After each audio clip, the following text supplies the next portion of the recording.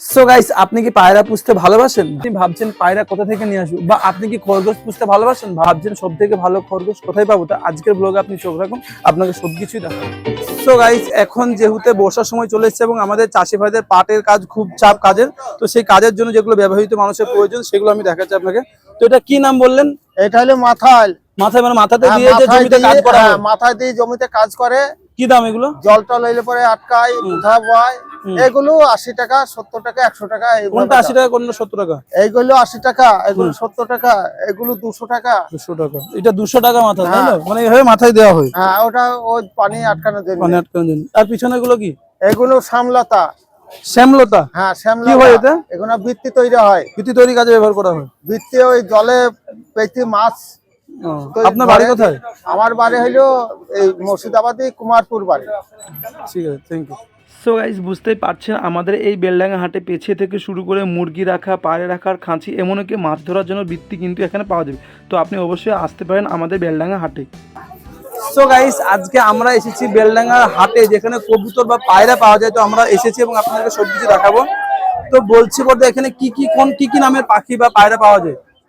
পাখির খবর বুঝলেন, আমরা পায়রা পাচ্ছি, ফুলশিরা আছে, কালশিরা আছে, তোমার দিল্লি বাজ আছে। দেখেন কোনটা কি নাম, কো দেখান কোনটার কি নাম?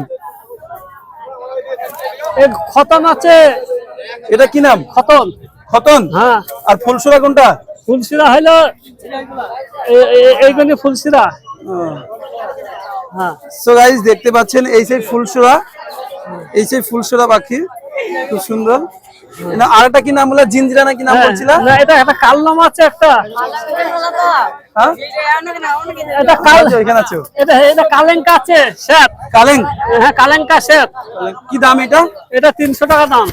কতক্ষণ আকাশে উঠতে পারবে? 4-5 ঘন্টা উঠে। 10 ঘন্টা? না, 4-5 ঘন্টা। 4-5 ঘন্টা উঠবে। আমরা একদম অনেক বিভিন্ন রকমের যেখানে পাখি পাওয়া যায় ঠিক তার সামনেই আছি।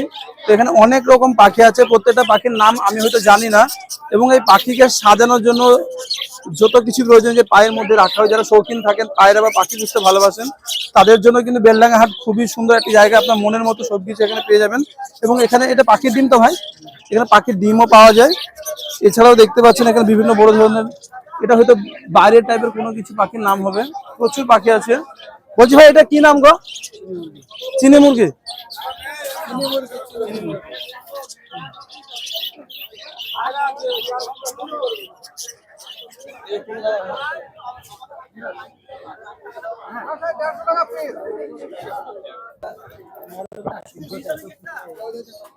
সো গাইস, এখন আমরা বেলডাঙ্গা হাটে পায়রা হাটে চলে এসেছি এবং এই হাটে যে দেখতে পাচ্ছেন 150 টাকা দাও, 150। যেটা সবার পছন্দ খরগোশ। তো এই হাটে খরগোশ থেকে শুরু করে সব রকম কিছুই পাওয়া যায়।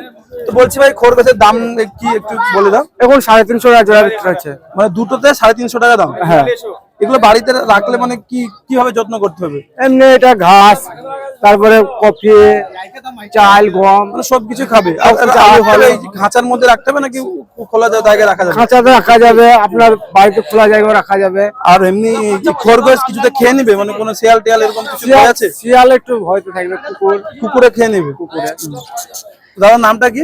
ফিরোজ শেখ। ফিরোজ শেখ, বাড়ি সরুলিয়া।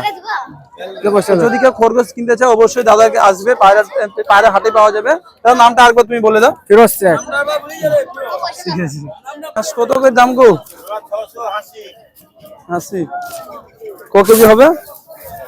আমরা এখন পায়রা হাটের মধ্যে যেখানে হাঁস পাওয়া যায়, তো সেইখানে এসেছি। বলছি দাদা, হাঁসের দাম এবং কি একটু বলে দিন। 300 টাকা পিস। কোনটা দেখেন, কোনটা 300 টাকা পিস? এইটা এক পিসের দাম 300 টাকা। এটা কত কেজি ওজন হবে? ওটা 1200 হবে। এগুলো তো মেনলি খাওয়ার জন্যই নেই নাকি? এখান থেকে কিনে নিয়ে যায় না, পুষে? এগুলো পুষে খাওয়ার জন্য নেই। আপনার ঠিকানা? কাপাইডাঙ্গা। কাপাসডাঙ্গা বাড়ি। এখানে হাটেও আসেননি, গ্রামেও বিক্রি করে বেড়ান? কোন কোন গ্রামে যান বেশিরভাগ? কাঁদিস, এই তোমার এই সালার, ভরতপুর, ওই দিকটা দিয়ে বেশি ভালো আপনি সেল করে বেড়ান? পলাশি, দেবগ্রাম, বেতুয়া। আমাদের বাড়ি রেজিনগর। রেজিনগর যান? এই তো বাড়ির কাছে, চোখ বুঝে যাবো।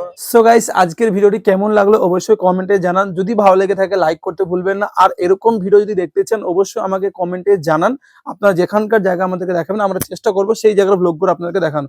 আর একটা কথা বলি, যারা একটু ভালো পোশাক পরতে ভালোবাসেন, তো তাদের জন্য সেরা ঠিকানা হচ্ছে রেজিনগর ফেমাস ফ্যাশন পূর্ব বাজার।